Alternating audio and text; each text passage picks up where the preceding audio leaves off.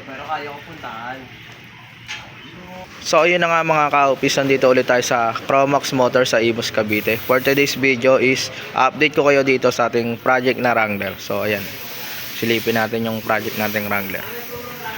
So ikutan muna natin bago natin sabihin yung bagong update dito sa ating Wrangler. So ayan.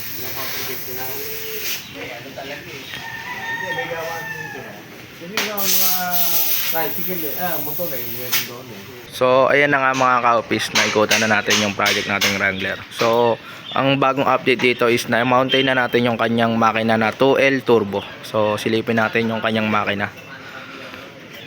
Ayan. Ayan yung kanyang makina, 2L turbo.